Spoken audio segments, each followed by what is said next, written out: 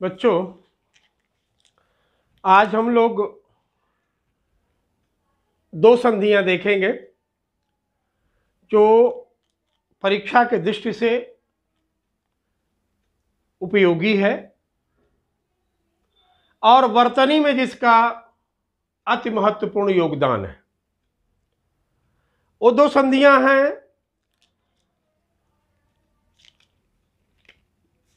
त का द में परिवर्तन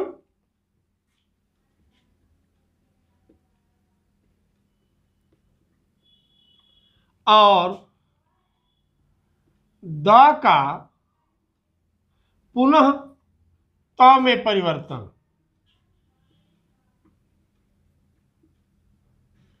ठीक मित्रों, तो दो संधियों पर आज गौर करेंगे हम लोग कि त किन कंडीशनों में द बन जाता है और द किस कंडीशन में त बन जाता है। ये वर्तनी में इसका महत्वपूर्ण योगदान है मित्रों। साथ में त का द में परिवर्तन तृतीयाक्षर नियम में आता है, उसको हम लोग याद किए रहते हैं। उसका विच्छेद भी करने में हमें थोड़ी सहूलियत होती है। लेकिन द का त में जो परिवर्तन है, ये द का त का परिवर्तन ये विशुद्ध रूप से संस्कृत का है। लेकिन अब कुछ परीक्षाओं में मैं देखा कि ये संस्कृत के शब्द को भी हिंदी के कोर्स में लगा करके और हमारे बच्चों से इस पर प्रश्न किए गए हैं। तो इस नाते आज हम ये दोनों चीजें देखेंगे कि द में कैसे परिवर्तित होता है और द हमारा त में कैसे परिवर्तित हो जाता है। तो इसके लिए सबसे पहले तो एक छोटी सी जानकारी हम रखें, वो है त का द में परिवर्तन। ये कैसे परिवर्तित होता है इसके बारे में जान ले कि यदि त प्लस घोष, त प्लस घोष बराबर द, इसे ध्यान दे लीजिएगा। यदि त किसी घोष में मिलेगा, यदि त वर्ण किसी घोष वर्ण से मिलेगा तो त का परिवर्तन द में हो जाएगा। जैसे हमने यहां पर लिखा सत प्लस गुरु, सत प्लस गुरु, ग क्या है? तीसरा अक्षर है। तो तीसरा, चौथा, पांचवा स्पर्शी वर्ण के घोष होते हैं। अतः यहां पर ग घोष है तो त क्या बन जाएगा? द बन जाएगा। और यहां क्या हो जाएंगे? ये सत गुरु। ठीक है। उसी तरह से सत आचरण। अब देखिए आ क्या है? घोष वर्ण है तो त तृतीयाक्षर नियम के अंतर्गत द बनेगा और यहां पर क्या हो जाएगा? ये सदाचरण। सदाचरण क्या हो गया? सदाचरण हो गया। इसी तरह से भागवत भक्ति। भ देखिए चौथा है तो वर्ग का तीसरा, चौथा, पांचवा घोष है तो भ अपनी जगह घोष आ गया। घोष आते ही त द बन जाएगा। ये क्या हो जाएंगे? यहां भगवत भक्ति। ठीक मित्रों, इसी तरह से कोई भी शब्द उठा लीजिए। जैसे हमने यहां लिखा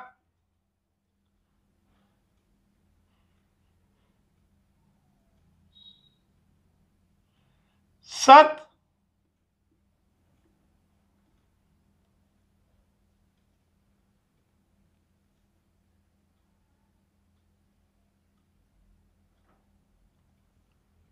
सत आचरण हो गया, सदगुरु हो गया, भगवत भक्ति हो गया,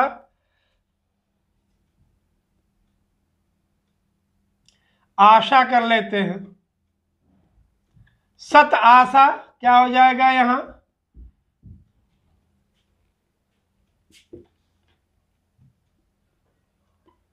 सदाशा। अब इस प्रकार से हमने देखा कि त का द में जो परिवर्तन है वो क्या कह रहा है कि त प्लस घोष बराबर द। यदि त वर्ण का किसी घोष वर्ण के साथ मेल किया जाएगा तो वो त वर्ण अपने तीसरे वर्ग यानी त का द में परिवर्तन हो जाता है। अब आते हैं मित्रों, यहां पर दूसरा देखते हैं। ये दूसरा सज्जन क्या कह रहे हैं? ये कह रहे हैं द का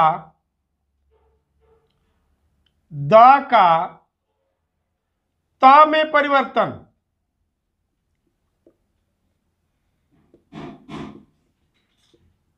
द का त में परिवर्तन। अब ये द का त में परिवर्तन ये क्या कह रहे हैं? इस सज्जन का कहना है कि यदि द के बाद क ख प फ थ या स आए,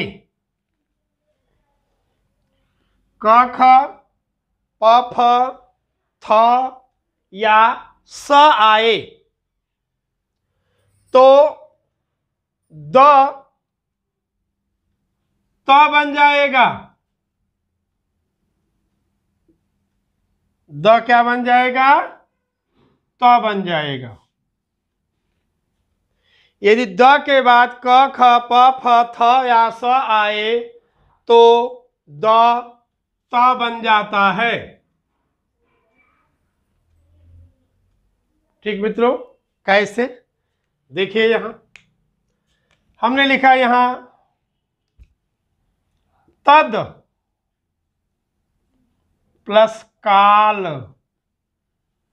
क्या हो जाएगा? द। देखिए द के बाद क आया तो द के बाद क आने से द क्या बनेगा? तो अब ये त बन जाएगा। यहां क्या हो जाएगा? तत्काल।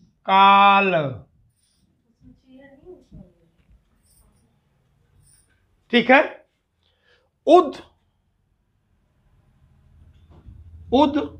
प्लस खानन, यहां क्या हो जाएगा? उत्खनन। उद प्लस खनन, उत्खनन हो गया। हमने यहां लिखा तद पर, क्या हो जाएगा? ये तत्पर। उद फल, क्या हो जाएगा यहां? उत्फल। ता का द में परिवर्तन हो गया। उद थान, क्या हो जाएगा? उत्थान। उद कंठा, क्या हो जाएगा यहां? उत्कंठा।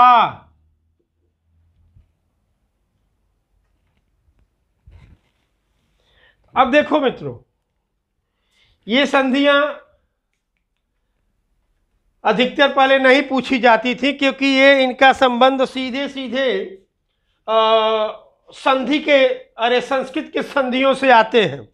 लेकिन वास्तव में अगर आप देखेंगे उपसर्गों में तो उपसर्गों में उत नहीं है। उपसर्गों में मूलतः इसका मूल भाव उद है, जो हिंदी में उत के रूप में हम लोग देखते हैं। चूंकि ये परीक्षाओं में बहुत कम पूछता था, लेकिन अब देख रहा हूं कि हर परीक्षा में कहीं न कहीं इस संधि को पूछा जा रहा है। अतः विशेष तौर से आप इस पर गौर कीजिएगा कि त का द में कैसे परिवर्तित होता है, तो त प्लस घोष बराबर द, ये नियम लागू होगा। और द का त में कैसे परिवर्तन होता है, तो आप यूं कह सकते हैं मोटे मोटे तौर पर कि द प्लस अघोष बराबर त, क्योंकि यहां पर जो देख रहे हैं ये सारे अघोष वर्ण ही हैं, ये सारे क्या हैं, अघोष वर्ण हैं। तो हम इसको यूं भी कह सकते हैं दूसरे शब्दों में कि द प्लस अघोष, अब अघोष में कौन कौन है मैंने लिख दिया है, बराबर तो आप एक शॉर्टकट करने के लिए आप ये समझ सकते हैं कि त प्लस घोष बराबर द, और द प्लस अघोष बराबर त। अब यहां देखो त का द में परिवर्तन, कुछ उदाहरण यहां पर दे दिया हूं, उसको आप गौर से देखिए। और यहां द का त में परिवर्तन, उसका भी यहां पर उदाहरण है, वो भी देख लीजिए। एक स का उदाहरण आपका बचा है, तो हम यहां पर लिख दे रहे हैं उद प्लस साह, क्या हो जाएगा, उत्साह। तो देखो द के बाद सा आया, सा आते ही तो द में परिवर्तित हो गया। उदतम, क्योंकि था है, यहां पर त भी आ जाएगा। उद तम, क्या हो जाएगा, उत्तम। उदतम उत्तम। तो इस प्रकार से ये दो वर्ण हुए हमारा त का द में और द का त में। किन कंडीशनों में, तो त अगर घोष से मिलेगा तो द बनेगा, द अगर अघोष से मिलेगा तो त बन जाएगा। ये दो सामान्य सी बात अपने दिमाग में रखे रहिएगा, इससे आप संधि भी कर लेंगे और उसका विच्छेद भी कर लेंगे। क्योंकि देखिए विच्छेद करने के लिए हम यहां पर आते हैं उत्थान, तो हमने देखा त थ से मिला हुआ है, थ क्या है, त थ अघोष है, अतः हम इसको त को द बना देंगे। उसी तरह से उत्कंठा, तो भी प्रथमाक्षर है, क भी प्रथमाक्षर है, यानी यहां पर जो त है वो अघोष से मिला हुआ है, तो त को हम द बना देंगे, अपने आप इसकी विच्छेद हो जाएगा। यहां देखिए तत्काल में भी वही है, त क में मिला हुआ है, घोष में मिला हुआ है, तो त को हम द बना देंगे, उदकाल हो जाएगा। उत्खनन, यहां पर भी देखिए त अघोष से मिला हुआ है, तो त को द बना देंगे आप, इसका विच्छेद हो जाएगा। उत्साह, स भी अघोष है, इस अघोष के कारण त को द बना देंगे तो उत्साह हो जाएगा, इसका भी विच्छेद हो जाएगा। ठीक मित्रों, इसी तरह से आप अगर इनका विच्छेद देखना चाहेंगे तो इनका विच्छेद साथ आपको दिखाई पड़ेगा। अगर घोष किसी घोष से मिला हुआ है तो तृतीयाक्षर नियम माना जाएगा। जैसे यहां पर क्या हो गया, सदगुरु, यहां द, ये भी तृतीयाक्षर है, ग भी तृतीयाक्षर है, घोष घोष से दिख रहा है, अतः इस द को हम त बना देंगे, अपने आप इनका विच्छेद हो जाएगा। तृतीयाक्षर नियम में क्या है कि घोष प्लस घोष आपको दिखाई पड़ेगा, तो घोष प्लस घोष अगर आपको दिखाई पड़ रहा तो जो पहला घोष है उसको प्रथमाक्षर बना देंगे, उसी वर्ग का प्रथमाक्षर बना देंगे, अपने आप वो टूट जाएगा। ठीक मेरे बच्चों, तो आज की ये जो संधियां सिर्फ दो होती, त का द में और द का त में परिवर्तन। ठीक है, इसके साथ एक और संधि हम आपको आज देना चाह रहे हैं, न का ण में परिवर्तन, उसको भी आप लोग देख लीजिए। इसको आप उतारना हो तो आप इसे उतार सकते हैं, उतार लेंगे तो आपको सुविधा होगी, वरना मैं ऊपर से मिटा करके अब आपको मैं एक और संधि का चर्चा कर लेना चाह रहा हूं।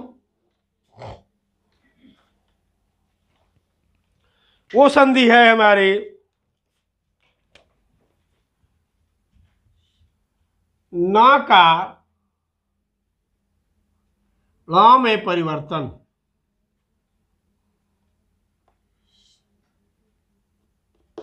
न का ण में परिवर्तन,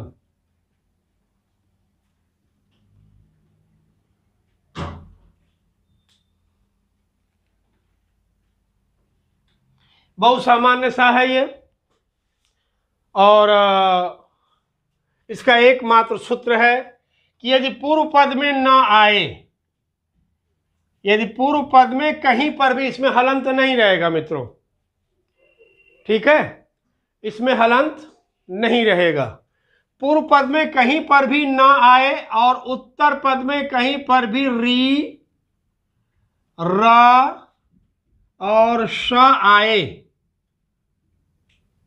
तो मित्र न ण बन जाता है,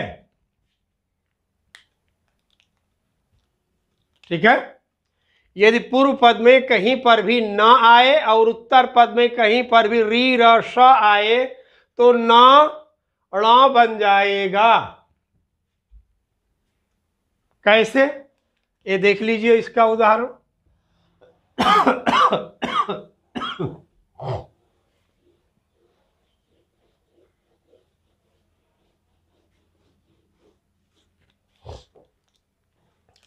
हमने यहां लिखा कृष प्लस न, कृष प्लस न, ये क्या हो जाएगा? यार ये उल्टा हमने लिख दिया,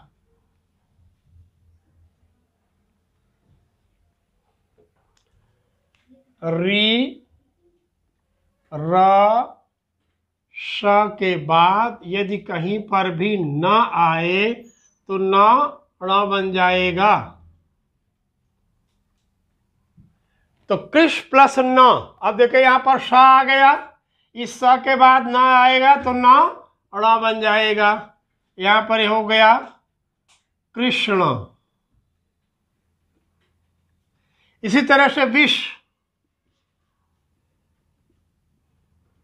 प्लस नु, क्या हो जाएगा यहां? विष्णु। परि प्लस मान, अब देखो ये न है, न र के कारण न बन जाएगा, हो जाएगा परिमाण।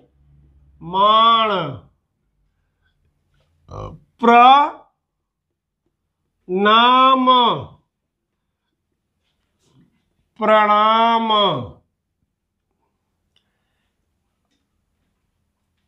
श्रो प्लस आन, देखो श्रो में स लगा हुआ, र भी है, अतः यहां पर नौड़ा बन जाएगा, ये हो जाएगा श्रवण। राम प्लस आयन, देखो र है, र के बाद न है, यहां क्या हो जाएगा? ये रामायण। तो इस तरह से मित्र अगर री, र, श के बाद न आएगा तो न ण में परिवर्तित हो जाता है।